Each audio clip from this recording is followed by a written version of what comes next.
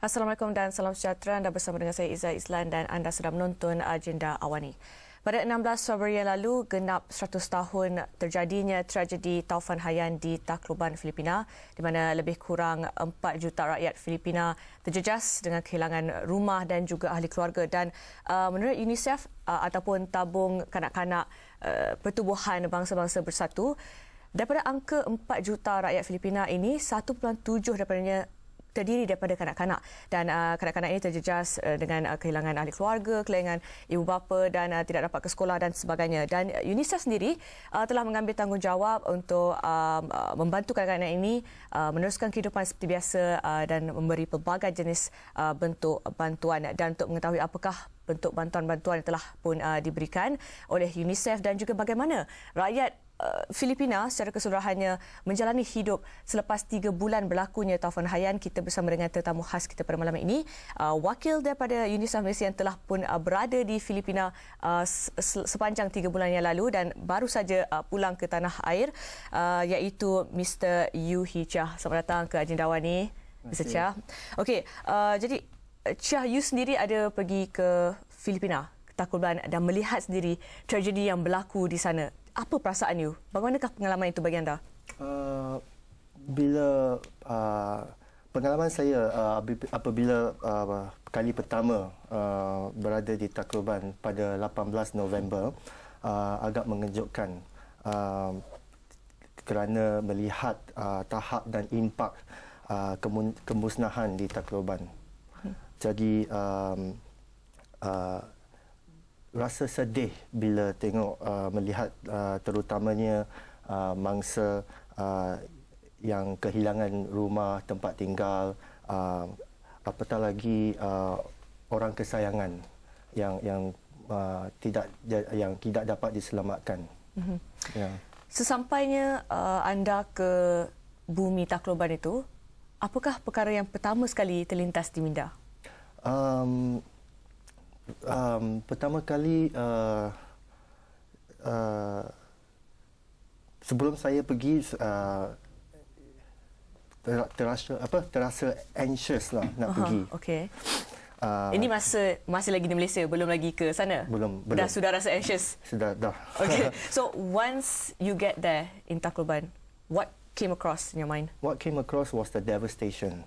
Okay, the devastation, how strong, how powerful the typhoon was, basically swept up the whole Tacloban, and with the rain, with the wind traveling at 300 over kilometers an hour, and they call it the storm surge, and the locals at that point didn't know what storm surge was. Yeah, and they found out storm surge was like a mini tsunami, which the flood which from the sea gushed into Tacloban, and basically the height of the water was about 10 to 12 feet. Wow. Okay. So you and your team, how many of you from Malaysia?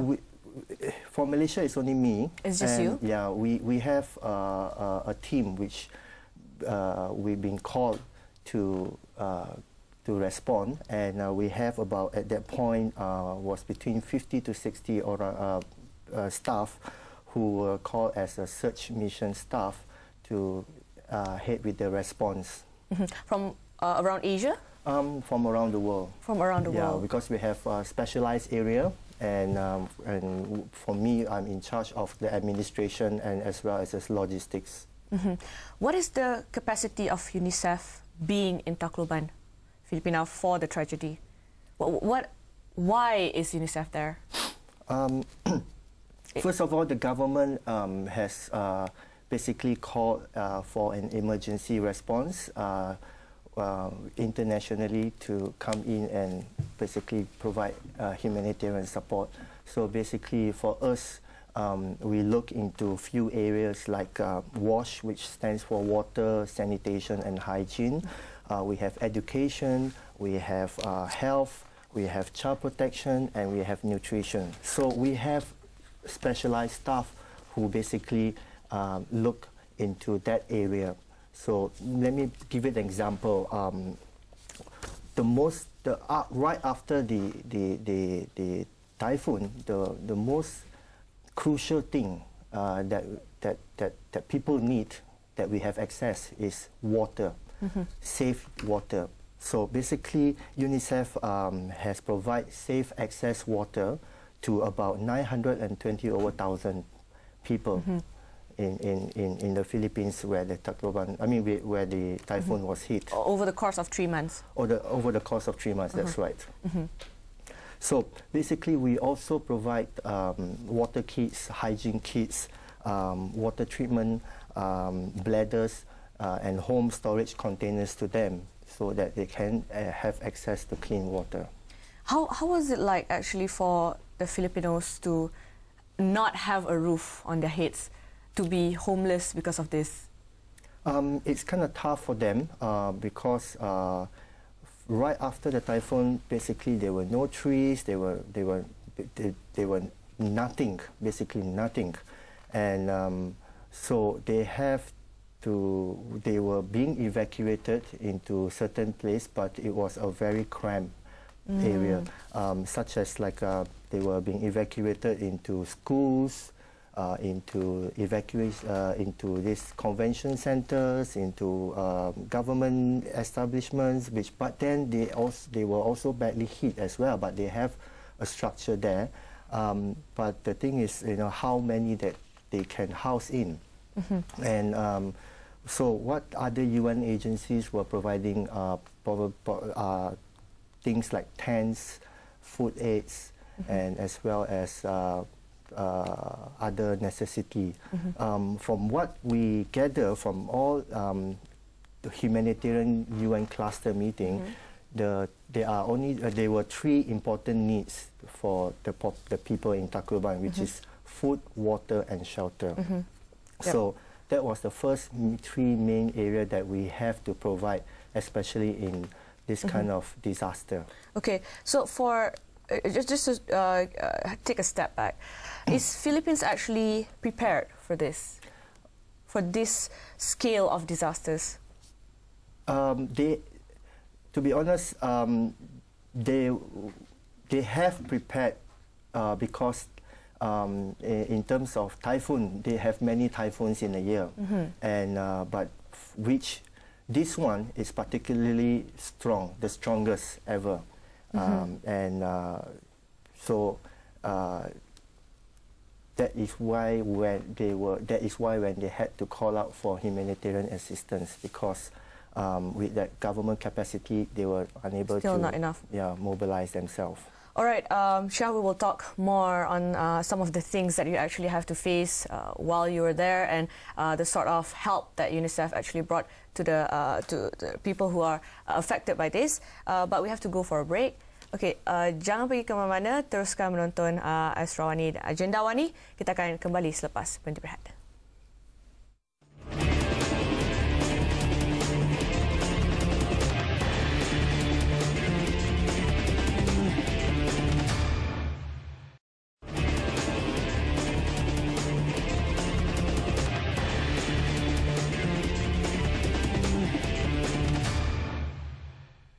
Bertemu kembali dalam Agenda Awani, dan pada hari ini kita masih lagi membincangkan mengenai tragedi Tacloban di Filipina selepas lebih kurang 100 hari terjadinya kejadian tersebut. Dan bersama dengan saya masih lagi Encik Shah, wakil daripada UNICEF yang telah pun berada di sana selama lebih kurang 3 bulan selepas terjadinya perkara itu. Okey, saya nak teruskan perbincangan bahasa Inggeris bersama Encik Shah. You were there for the past 3 months. That's actually a really long time. Yes. So do you see with your eyes, do you experience building your life out of nothing, from nothing, and trying to make a life out of it? From having nothing to, actually have a house, going back to school. How do you see that? It's when I was first arrived in Tacloban, we ourselves as a humanitarian agency had difficulties as well looking for resources, and it was like basically back to basics. And even at times when you have money but you can't buy things, and what more those people who are at the poverty line, where they lost practically the whole house, So they need to get some money in order to build their home back into their normal livelihood. So basically, it was a very tough, but in the lifespan of the 3 months, there has been a drastic change. By now, life is getting much better, but still, there are still people who need to basically build up their house, build up their livelihood, and you know, even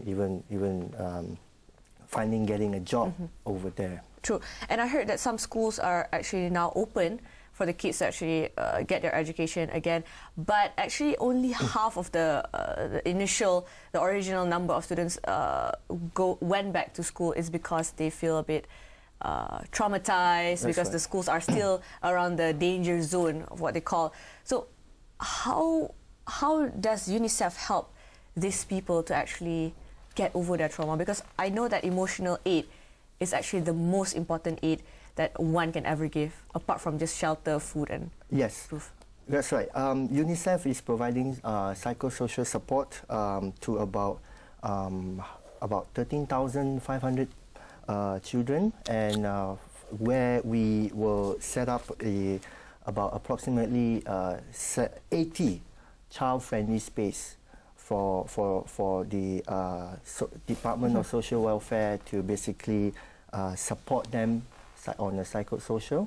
And also we built schools, temporary learning area, where it's looked like a tent, where we also provide school in a box to operate a classroom up to 40 kids in a box. Oh. So you actually located a safe area to actually build these schools and these boxes. That's right. But in order to do that, we need to identify a safe area. But usually the safe area would be the school. But we get the local communities around to help to clean up the place, and so that we can build tents there. And you know, we have this Back to Learning campaign, which we targeted. The school reopens on January, beginning of January.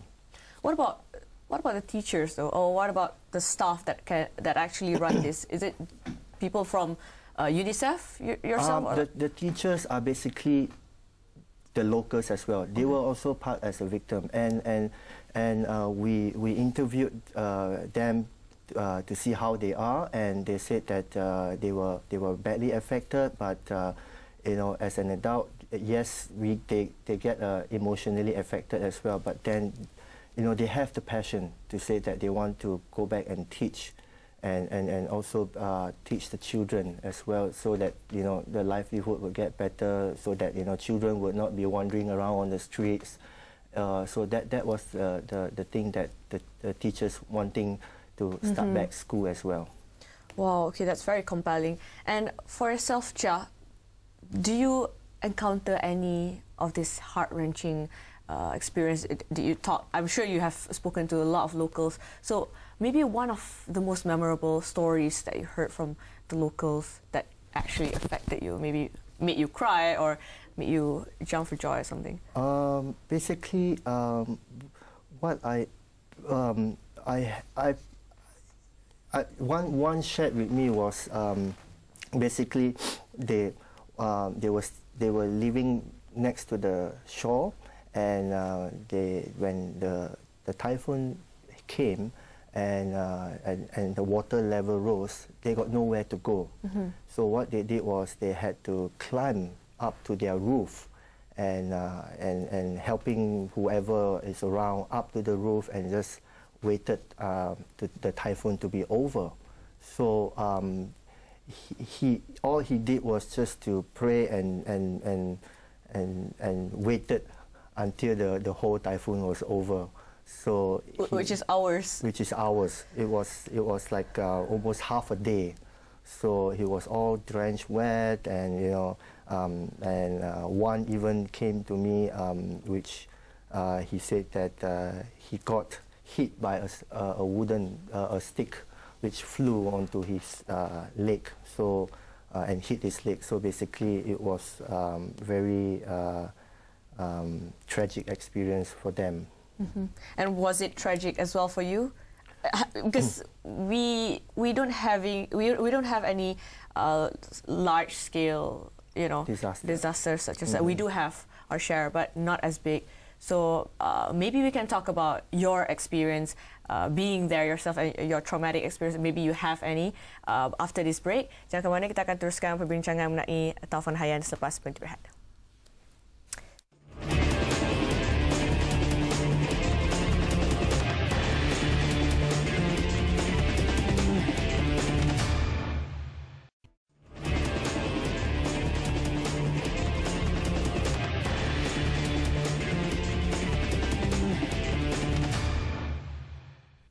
Bertemu kembali dalam agenda Awani dan kita masih lagi berbincang mengenai lebih kurang 100 hari selepas taufan Haiyan berlaku di Tacloban, Filipina bersama dengan Cik Chia daripada UNICEF.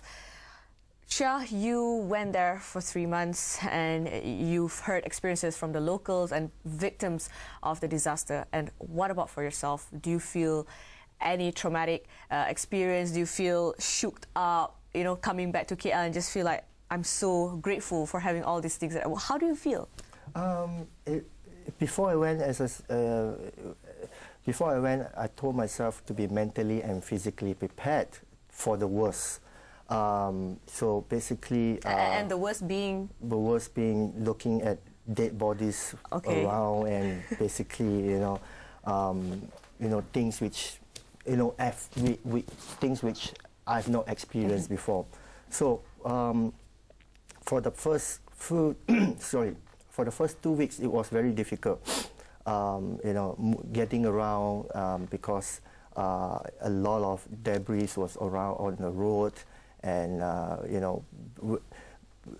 being a humanitarian agency, people were coming asking for aid supplies, and we told them we don't give to them individually. Oh, they actually come up to you guys individually. Oh. So we kind of like told them, look, we have to work through your municipal and from there with our partner NGO in order to mobilize the aids to them. We don't mobilize ourselves. We work together with our partner, international partners and local NGOs. So basically, we work with them closely in order to get the data, to get the affected areas, and from there we will supply to them, and they will be distributing all our aids to the community. Is it heartbreaking though, having to say no to people who actually come out to you for help? Yes, it was very difficult to say that, no, we don't give you, but we do it in a nice way, saying that, please talk to your head village or to your what you call your head of community, and talk to our NGO partners where they can help too, as much as they can. All right, so having moved from that, we do feel sorry, we do feel sad, and they acknowledge that as something really bad that happened to them. But I'm sure at the end of the tunnel there's a light, and I'm sure that these people who are actually affected by this wants to move on, wants to create a new life, wants to start living as normal as they can again. So what are the things that the local told you that, the things that they really want to actually, that can help them to move on and start a new life? Well, first of all, what they really want is a job for them to earn an income, and from there, they can, start their life back. Otherwise, without an income, you don't have anything to, as a foundation to build their life. So I do understand money is important, but we do our best to provide whatever basic necessity needs for them to sustain, and from there, I do understand, especially those family who lost their breadwinners. It's very, very tough. So as UNICEF, as a part of UNICEF, so what are the things that that the kids actually want? How are they now after 3 months? Based on my experience, you know, they are emotionally strong. To be honest, you know, I was surprised. You know,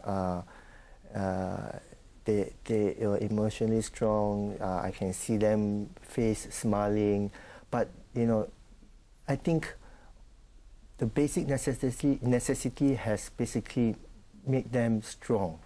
You know, where they are ready to go to school, and we were walking on the street. Few kids tried to approach us, but they were shy, and you know, they kind of like whispered to us by the side and says, "Thank you for giving us school stationeries or school supplies," and then they just walked past by us, and then you know, and they were so happy to see that we are there to help, giving them the basic necessity. So, what sort of things that actually UNICEF will be doing now, moving on from that 3 months? Is it still the same basic necessity help, or are there any you know, new advanced help that you will give to these people, or maybe they've come to another stage, you know, of accepting that was, you know? Basically, right now it's from the stage of humanitarian aid into the development right now. Basically, and as well as monitoring, so that monitor there's no, for example, no cases of outbreak, no undernourished children. There is basically, we are also looking into building schools with the technical skills that we can provide to them, sharing knowledge and skills with the local communities and as well the government, to build structurally for them. So UNICEF will still keep an eye on these victims that you've helped throughout the year, or how long is the period of monitoring? We're looking at about probably perhaps 2 years. 2 years. Yes. Okay. So during this monitoring period, you'll be in touch with the people from the Philippines, and you'll be asking them what actually goes on during the basically, I'm still keeping in touch. Basically, my mission was over. Basically, for us, it's just a short mission to just establish, and then you know, we are like you know, come, set up, and go. So then you will leave it to the more permanent staff to basically work and monitor, to follow up on the things that you've helped. That's right. Okay, thank you so much for being here in Agenda Awani and talking about your experiences in Tacloban, Philippines, in helping the victims get back to life. Thank you. Thank you so much. Thank you. Itu dia tadi Yu Hee Chia daripada UNICEF ataupun Tabung Kanak-Kanak Pertubuhan Bangsa-Bangsa Bersatu yang telah pun berada di Tacloban, Filipina selama lebih kurang 3 bulan untuk membantu memberi semula semangat dan bantuan kepada mangsa-mangsa tragedi taufan Haiyan pada tahun lepas. Itu saja daripada kami pada hari ini di Agenda Awani membincangkan tentang taufan Haiyan. Saya Izzah Izlan. Teruskan menonton Astro Awani dan juga di platform media sosial kami serta website kami astroawani.com, dan anda boleh terus menonton di televisyen di saluran 501 Berita Segenap Dimensi. Selamat. Okay, thank you so much.